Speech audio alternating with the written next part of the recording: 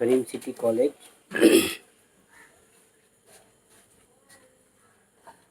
کریم city college second year intermediate second year کے طلباء و طالبات، میں سید محفوظ عالم تمہارے اردو کا ٹیچر تم لوگوں سے مخاطب ہوں۔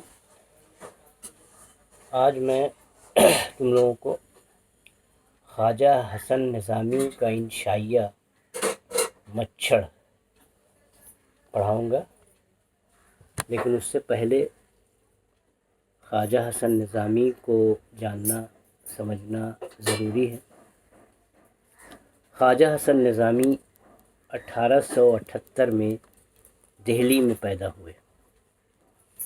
کم عمری میں ہی والدین کی سرپرستی سے محروم ہو گئے، یعنی چھوٹے ہی تھے کہ باپ ماں دونوں گزر گئے۔ بڑے بھائی نے پرورش کی، عربی اور فارسی کی تعلیم دہلی میں ہی حاصل کی۔ کتابوں کے مطالعہ اور مضامین لکھنے کا شوق بچپن سے تھا۔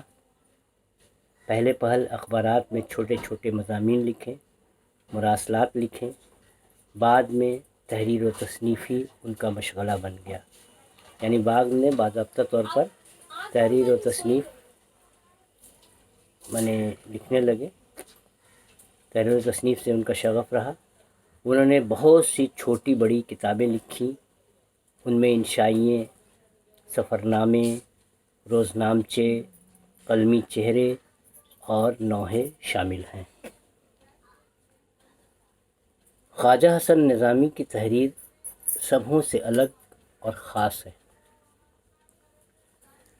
یعنی خواجہ حسن نظامی نے عام طور سے انشائیے لکھے، لیکن ان کی تحریر جو ہے تمام جو انشائیہ نگار ہیں ان سے بالکل الگ ہے، یعنی ان کی نثر میں، ان کے انشائیے میں انفرادیت ہے۔ ان کی نثر میں علمیت، ادبیت اور روحانیت کی آزمائش پائی جاتی ہے۔ ان کا دلکش اور خوبصورت انداز تحریر معمولی واقعات کو بھی غیر معمولی اور یادگار بنا دیتا ہے، یعنی ایک سحر انگیزی ہے ان کے انشائیے میں، ان کی نثر میں، غیر معمولی باتوں کو بھی معمولی باتوں کو بھی وہ غیر معمولی بنا دیتے ہیں۔ بے تکلفی، سادگی اور لطیف طنز ان کی نثر کی نمایاں خصوصیات ہیں۔ ان میں دہلی کا روزمرہ اور محاورہ مزید لطف پیدا کر دیتا ہے، یعنی دہلوی زبان کا وہ استعمال کرتے ہیں، اور دہلی کی جو بول چال ہے، محاورے کی جو بول چال ہے، اس کو بھی شامل کر کے اس میں مزید وہ جو ہے اس میں دلچسپی پیدا کر دیتے ہیں، یعنی پڑھنے میں، قارئین کو پڑھنے میں لطف آتا ہے۔ منظر کشی اور مرقع نگاری میں بھی اچھی مہارت حاصل ہے۔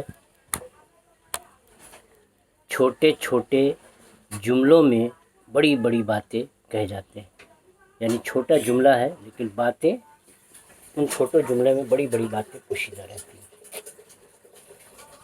ان کی تصنیفات میں سپارہ دل، کانا بائی، چٹکیاں اور گدگدیاں، بہادر شلی کا روزنامچہ، بیگمات کے آنسو، غدر کے صبح و شام، آپ بیتی اور روزنامچہ حسن نظامی خاص طور پر مشہور ہیں۔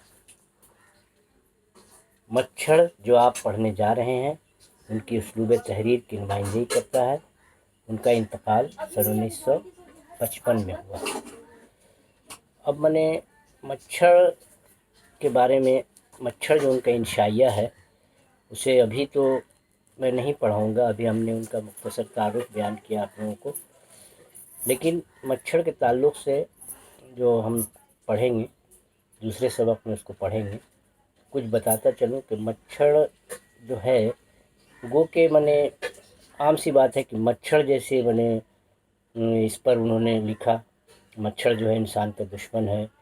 انسان کیا جانوروں کا دشمن ہے، جانوروں کے پیٹھ پر بیٹھ کے، جیسے گائے، بیل، بھینس کے پیٹھ پر بیٹھ کے ان کو کاٹتا رہتا ہے، جانوروں کو انسانوں کو رات بھر پریشان کرتا ہے، رات بھر کاٹتا ہے، رات بھر مچھر سے نجات نہیں حاصل ہوتی، آدمی کی نیند اچاٹ ہو جاتی ہے جہاں کہیں بھی مچھر ہے، اور آدمی یعنی آدمی پریشان رہتا ہے. لیکن